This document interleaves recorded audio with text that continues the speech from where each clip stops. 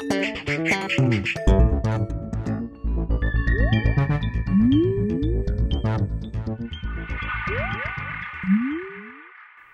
everyone and welcome to The Vortex, where lies and falsehoods are trapped and exposed. I'm Michael Voris. During a recent trip to the Philippines, we've been keeping tuned in on affairs back here in the States, especially the union protests in Wisconsin. It was disappointing but unsurprising to see the United States Conference of Catholic Bishops once again come lapdogging to the cause of Democrats and their union buddies, while at the same time giving the impression that this is somehow Catholic Church teaching. Taking select quotes from Pope John Paul II and ignoring others, the decidedly left-leaning Bishops' Conference continues to give the impression that the Democratic Party is somehow more Catholic than those who oppose it. This is an issue that the bishops really should simply stay out of and not make any public comment, not because religion, specifically the Catholic faith, doesn't have something important to contribute, but because the deep entanglement the Bishops' Conference has with the Democratic Party and its cronies. All of this simply compromises the faith. It is most decidedly not the case that whatever a union does is somehow sacrosanct and beyond criticism.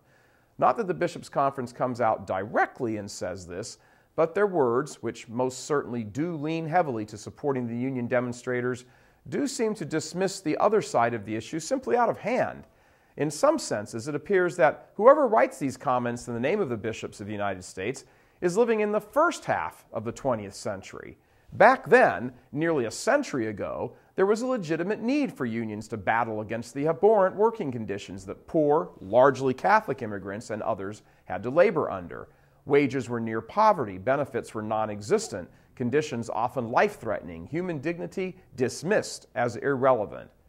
But that was then. This is now. In fact, the exact opposite is the case today. Public sector employees enjoy some of the highest standards of living in the country compared to private sector workers. When private sector union membership began to shrink a few decades ago, Democratic Party bosses got nervous.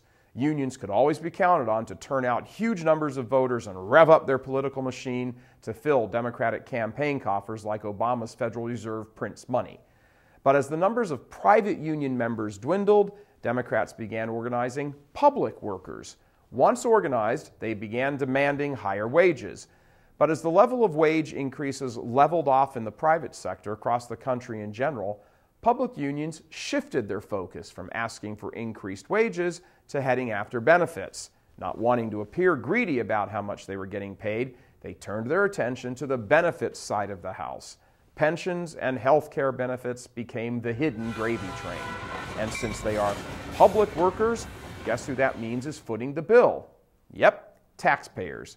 In Wisconsin right now, for example, public sector workers contribute absolutely nothing, zero, to their health care premiums. It's all paid for, unless they opt for some sort of luxurious package of treatments. Their pension plans should be the envy of the Western world. For many who retire, living on the public largesse, they will simply hardly notice a difference in their paycheck from when they were actually employed. And again, the taxpayers are paying for all of this. How did it get this way? Because Democrats and unions have a tidy little sweetheart con job going on. Unions turn out the vote and crank out the cash to keep them in power, the Democrats, and in exchange, the Democrats keep passing legislation and approving contracts which bolster pension plans and benefit packages for public sector employees. And this has gone on for so long that the state of Wisconsin is being crushed under the debt of having to pay for all of this political payola. In other words, the gravy train has finally pulled into the station. The governor wants to put an end to this by passing a law that says public union workers need to pay their fair share like other people do. That's all, just their fair share. He campaigned on this. He won elected office on this platform. So, of course, sensing rightly that their time at the trough of overabundance is nearing an end, public union workers have stormed the Capitol, and their Democratic political allies have gone into hiding to prevent a vote from happening. Just exactly where is the social justice in all of this? What about the issue of fairness to the taxpayer who has to shoulder the burden for all this? What about the consequent economic damage that looms as the state approaches insolvency? Don't these questions also have a place at the table of Catholic teaching? Of course they do. Bishop Robert Merlino of Madison, Wisconsin, has correctly and rightfully raised these issues, these very same issues. Kudos and much thanks to Bishop Merlino for his forthrightness and spot-on understanding of the whole picture. We've attached his recent statement as well as the USCCB's right over here.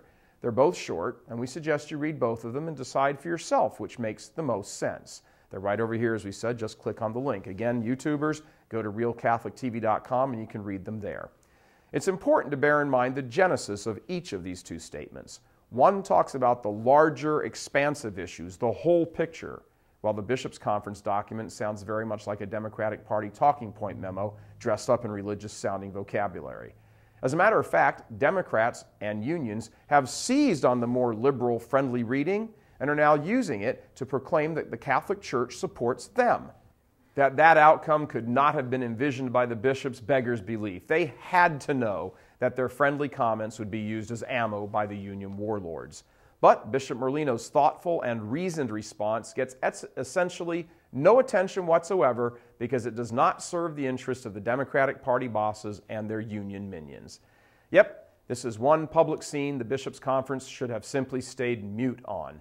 Every time they pull this tactic of selectively quoting church teaching and tilting it toward the Democratic Party in a haze of century-old nostalgia, they continue to render themselves as irrelevant as more and more people see through their political prejudices. Where in the headlines do we read about the document about the salvation of souls? Where's the document about the illegitimacy of birth control? Where's the document saying Catholics need to go to Mass and stop placing their souls at great risk of damnation? There's a lot more to write about and take action on than backing their Democratic pals. And if they feel they have to address the issue, well, let Bishop Merlino write the document, not the Democratic liberal staffers at the USCCB headquarters. God bless you. I'm Michael Voris. Please help us keep delivering these kinds of messages that so desperately need to be heard and acted on. Join RealCatholicTV.com today as a premium subscriber. Become immersed in the faith established by Jesus Christ. The Catholic Church is the only hope against evil because that is its God-given mission. As our Lord said, apart from me, you can do nothing. Join RealCatholicTV.com today as a premium subscriber and come to learn and love Christ more deeply.